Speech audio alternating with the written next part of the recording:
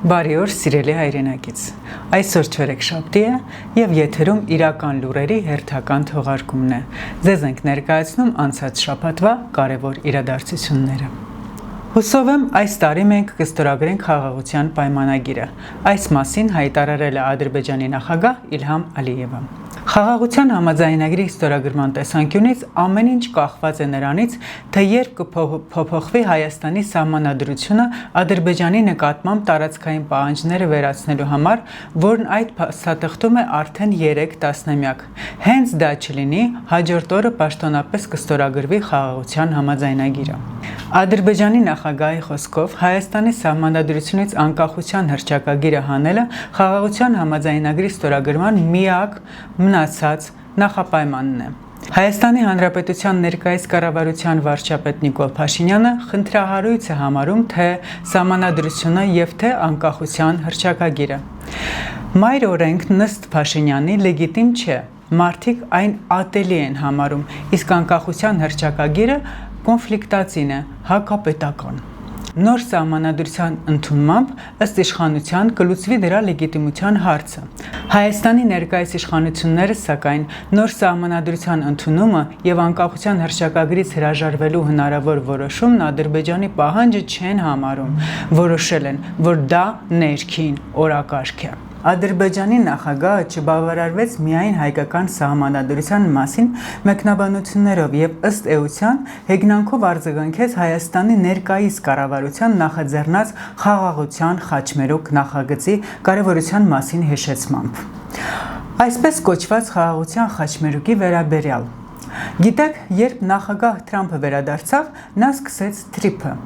Երբ նախագահ Բայդենը վերադառնա, նա կվերագործի ձեր խաղաղության խաչմերուկը, հայտարարեց Ալիևը։ Ըստ պաշտոնական Երևանի, խաղաղության խաչմերուկով Հայաստանն ամբողջությամբ կապաշրջափակվի, բայց անցած շաբաթվա վերջին Նիկոլ Փաշինյանը պնդեց, փորձ է արվում Հայաստանը դուրս թողնել երկաթուղային ցանցից միայն այն պատճառով, որ կառավարումն իրականացվում է Ռուսաստանը։ Փոխվարչապետ Մհեր Գրիգորյանը Վաշինգտոնյան փոխհամաձայնություններից հետո ասել էր. պայմանավորվածությունները ենթակառուցվածքային ռեգիոնալ ինտեգրացիա են ենթադրում եւ բոլոր հնարավոր կապուղիները պետք է բացվեն։ Հակառակ դեպքում ենթակառուցվածքի ֆրագմենտը չի կատարի այն դերը, չի ունենա այն դերը, որի մասին մենք խոսում ենք, ընդգծել էր փոխվարչապետը։ Արտգործնախարարի տեղակալ Վահան Կոստանյանը անցած շաբաթ Ազատության հետ զրույցում դեռ սպասվող աշխատանքի մասին էր խոսում, որ Հայաստան-Ադրբեջան եւ Հայաստան-Թուրքիա երկաթուղին ոչ միայն գործարկվի, այլ նաեւ մաս դառնա միջազգային տրանզիտային ուղիների։ Դրա հետ կապված կան որոշակի խնդիրներ եւ այդ խնդիրների հասցեագրման ուղղությամբ մենք մեր տարբեր գործընկերների հետ պիտի աշխատանքներ տանենք, ասում է Կոստանյանը։ Կարս Նախիջևան 224 կիլոմետրանոց երկաթուղին, որի կառուցման եւ գործարկման դեպքում Հայաստանը կշրջանցվի, մեկնարկել է անցած սեպտեմբերին։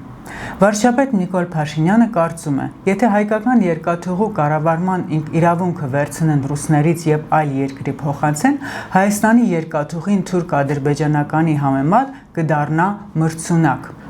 Կա նման երաշխիք, թե սա ընդհանրապես հայկական պատկերացումն է։ Քաղաքացիական պայմանագրի քարտուղարը վստահեցրեց, թե ամեն ինչ ծրագրած է։ Մենք չենք գնում գործողությունների, որի վերաբերյալ երաշխիքներ չենք ունենում, եւ եթե վարչապետը խոսել է սրա մասին, եթե մենք մեր ռուս գործընկերների հետ նաեւ քննարկում ենք այս հարցը, ապա այս քննարկումները հենց ձեր նշած երաշխիքների մասին են, ասաց Արթուր Հովհաննիսյանը։ ՀՀ երկաթուղիների կառավարումը ՌԴ-ից այլ երկրի հանձնելու պարագայում համակարգը կարող է մեկ գիշերում փլուզվել։ Չեմ գնահատի այլ պետությունների իրավասությունները երկաթուղային տնտեսության կառավարման հարցում, բայց կարող եմ վստահաբար ասել, որ դժվար թե որևէ այլ ընկերություն կարողանա լիարժեք փոխարինել ռուսական երկաթուղային փոխադրողին, որն արդյունավետ եւ վաղուց աշխատում է Հայաստանում, ոչ ամենապարզ պայմաններում։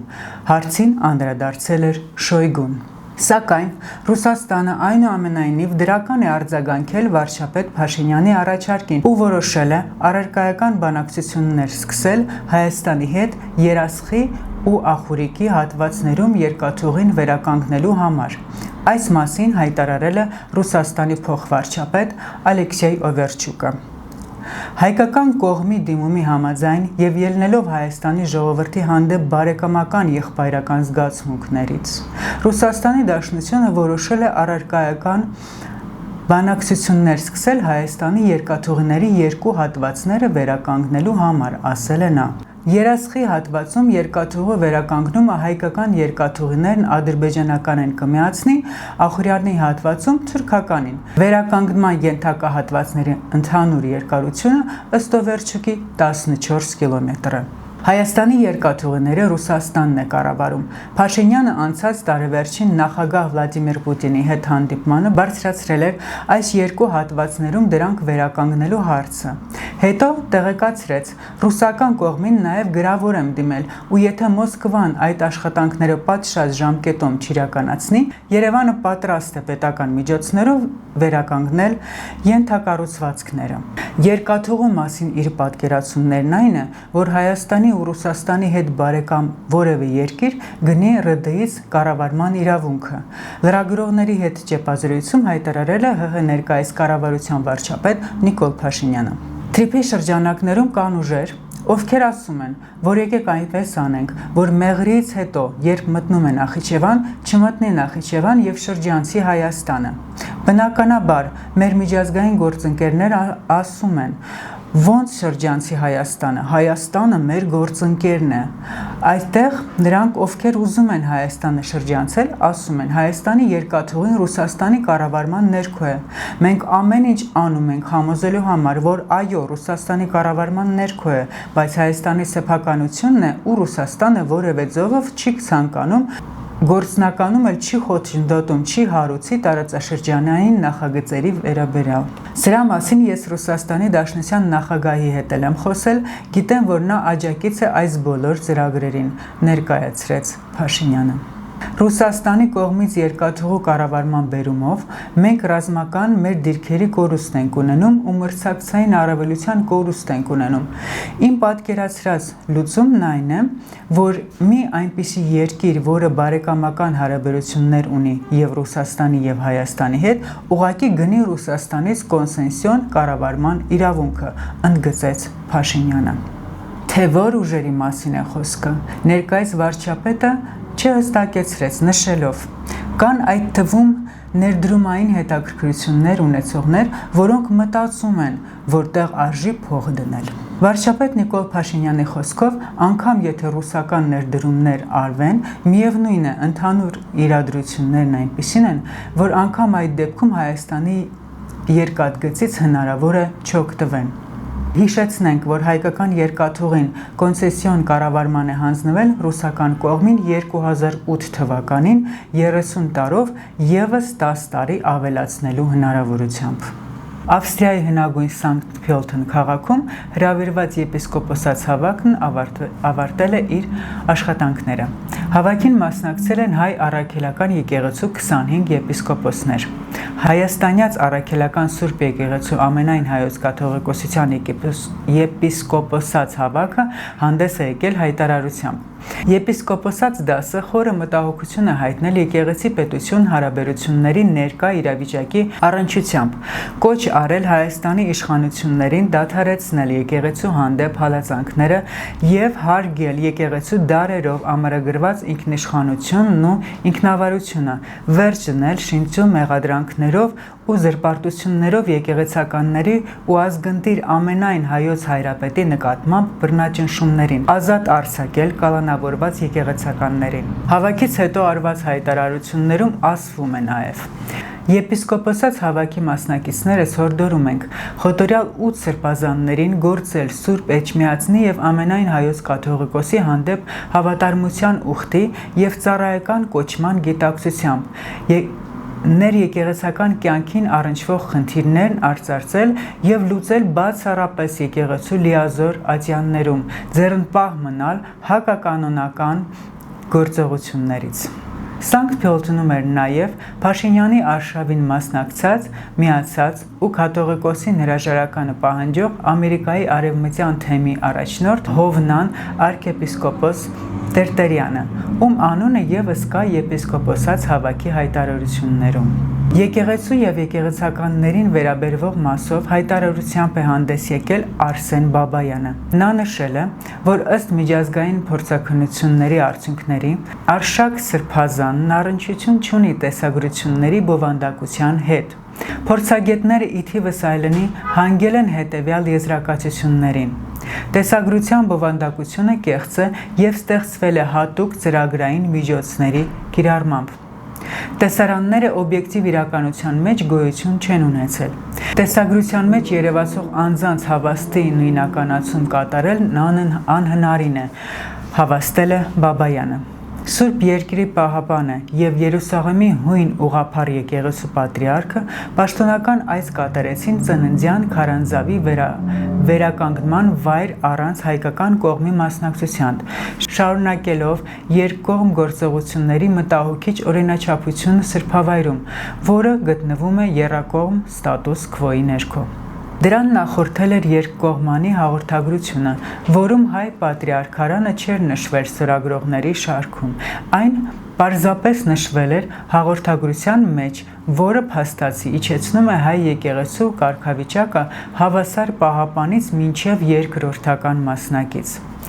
Հայ պատրիարքարանը պաշտոնապես արտահայտեց իր խորը հիասթափությունն ու բողոքը, ընդգծելով, որ նման գործողությունները փաստացի խաթարում են ստատուս քվոն, քանի որ 3 պատմական պահապաններից մեկը համարվում է երկրորդական։ Հիշեցնենք, որ ծննդյան եկեղեցու կառավարումը հիմնված է դարավոր եռակողմ ստատուս քվոյի վրա, որը նախատեսում է հույն ուղղափառ եկեղեցու, լատինական կաթոլիկների եւ հայ առաքելական եկեղեցու հավասար մասնակցություն։ Երկկողմանի մակարդակով իրականացվող հանրային այցելությունները, հայտարարությունները կամ ստուգումները, որոնք ուղեկցվում են փոխադարձ համաձայնության հռետորաբանությամբ, ստեղծում են ուղղակի հասարակություն, որը խաթարում է վստահությունը եւ խեղաթյուրում եկեղեցական իրական եւ իրավական իրավիճակը։ Ստատուս քվոյի մեխանիզմը պահպանվում է միայն բացարձակ հավասարության պայմաններում, թե խոսքերով եւ թե գործողություններով։ Հայկական կողմի պաշտոնական ներկայացուցչությունից համակարգված բացառումը կրում է վտանգավոր նախադեպ ստեղծելու ռիսկ, որը կարող է օգտագործվել ապագայում սրբավայրերի մուտքի որոշումների կայացման եւ խնամակալության իրավունքի հետագա մարգինալացման արդարացման համար։ Սա սպառնում է ոչ միայն հայկական ներկայությունը, այլև քրիստոնեական աշխարհի ամենակարևոր սրբավայրերի կառավարման կայունությանը։ Սուրբ վայրերի պահպանումը հնարավոր է միայն իրական միասնության միջոցով, որը հիմնված է եռակողմանի լիարժեք համակարգման վրա։ Ցանկացած այլ մոտեցում լուրջ վիրավորանք է հայ պատրիարքության եւ հայ ժողովրդի 1700-ամյա անխափան վկայության, գործողության եւ պատասխանատվության նկատմամբ Սուրբ Երկրում քրիստոնեական կյանքը պահպանելու գործում իր Facebook-յան էջում ահազանգել էր Տիգրան Ավագյանը։ Ըստ ադրբեջանական մամուլի, Ադրբեջանը Սիրիայում կկառուցի 10 նոր դպրոց, եւս 100 դպրոց կենթարկվի խոշոր վերանորոգումներին։ Ի հեճուկս այս լուրի, այս տարի սեպտեմբերի 1-ից Հայաստանում կփակվի 231 դպրոց, ըստ որում դրանց մեծ մասը Սյունիքում ու Շիրակի մարզում են գործում։ Դպրոցների լուծարման մասին ծպտուն չեն հանում։ Ձեզ կերակրում են մեղ խփելու, դպրոցի դահլիճ նորոգելու մեյմուն PR նյութերով։ Փակվող դպրոցները հիմնականում սահմանափակ գյուղերի կրթօջախներ են։ Դրանք ոչ միայն հարմարավետության են գյուղի բնակիչների համար, այլև ստրատեգիական նշանակություն ունեն հայությունը պահելու գյուղերում։ Այսինքն կառավարությունը կտրում է թելը մարդկության ու բանականության միջև, ամայացնելու է գյուղերը, բարդացնելու է մարդկանց կյանքը, որ բնականon պահանջով տարհանվեն։ Չպահեն իրենց գյուղն ու տեղը։ Մնացած բոլոր մանիպուլատիվ ապուշ բացատրությունները օպտիմալացման մասին ձեր ուղեղի լվացման համար են հնչելու մարդիկ։ Իր Facebook-յան էջում գրում է լրագրող Սյուզի Բադոյանը։ Ազգային ժողովը փետրվարի 11-ի նիստի քվեարկության արդյունքում առաջին եւ երկրորդ ընթերցմամբ ամբողջությամբ ընդունեց մի շարք նախագծեր, ինչպես նաեւ համաձայնագրեր։ Առաջին ընթերցանությամբ ընդունվեց ՀՀ հարկային օրենքի 380.1 հոդվածում փոփոխություն կատարելուն առնչվող նախագիծը, համաձայն որի բուժծառայության դիմաց տերմինով վճարում կատարելիս քաղաքացուն ավտոմատ կտրամադրվի էլեկտրոնային ՀԴՄ կտրոն։ Այն կարտացոլվի նաեւ Արմեդ համակարգում, այսինքն ՀԴՄ-ում կարտացոլվի նաև Արմեդի համապատասխան գրանցման կոդը։ Առաջին ընթերցմամբ ընդունվեց նաև ռազմական գործողությունների հետևանքով ստեղծած պայմաններում եւ հանգամանքներում անհայտ կորած անձանց մասին եւ կից ներկայացվեց օրենքների նախագծերի փաթեթ ընդունելու մասին հարցը։ Ըստ նախագծի հիմնական զեկուցող արդարադատության նախարար Սրբուհի Գալյանի անհրաժեշտություն է առաջացել ընդունել առանձին շրջանակային օրենք, որով կապահովի ռազմական գործողությունների հետևանքով ստեղծած պայմաններում եւ հանգամանքներում անհայտ կորած անձանցից իրավահարաբերությունների համապարփակ կարգավորումը։ Երկրորդ ընթերցանությամբ ընդունված նախագծերի թվում էր քաղաքացիական պայմանագիր խմբակցության պատգամավոր Հայկ Սարգսյանի հեղինակած զինվորական ծառայության եւ զինծառայողի կարգավիճակի մասին օրենքում լրացումների եւ փոփոխություն կատարելու մասին օրինագիծը։ Ըստ այդմ սահմանվում է, որ 27-ից 37 տարեկան քաղաքացիները կարող են ազատվել քրեական պատասխանատվությունից, կամովին վերադառնալով Հայաստանի Հանրապետություն եւ ընտրելով առաջարկվող 5 տարբերակներից մեկը։ Առաջին՝ ծառայել 24 ամիս ժամկետով, երկրորդ՝ ծառայել 12 ամիս ժամկետով եւ պետական բյուջե վճարել 2.5 միլիոն դրամ, երրորդ՝ ծառայել 6 ամիս ժամկետով եւ պետական բյուջե վճարել 5 միլիոն դրամ, չորրորդ՝ ծառայել 1 ամիս ժամկետով եւ պետական բյուջե վճարել 10 միլիոն դրամ եւ հինգերորդ՝ զինվորական ծառայության փոխարեն պետական բյուջե վճարել 15 միլիոն դրամ։ Այսուհետ Հայաստանի Հանրապետությունում օտարերկրյա ներդրողը տեղականին հավասար իրավունքներ կունենա։ Որոշումն ընդունվեց ՀՀ կառավարության նիստի ժամանակ։ Եվ վերջին զավեշտը։ Թուրքական լրատվականը Փաշինյանին թուրք է անվանել։ Թուրքական լիդերները միասին Գազայի խաղաղության կոնֆերանսին Ալիև, Տոկաև, Միրզոև, Փաշինյան։ Այս շաբաթ այսքան է, սիրելի հայրենակից, եւ եթե լուրերի մեր թողարկումները քեզ համար կարևոր են, կոչ ենք անում միանալ մեր ազգային հարթակին, նպաստել իրական Հայաստանի հարատևմանն ու հզորացմանը։ Իսկ շաբաթվա իրական լուրերը ձեզ ներկայացրեց ազգ նախաձեռնության անդամ Աիդա Սիմոնյանը։ Կհանդիպենք մինչ Չորեքշաբթի։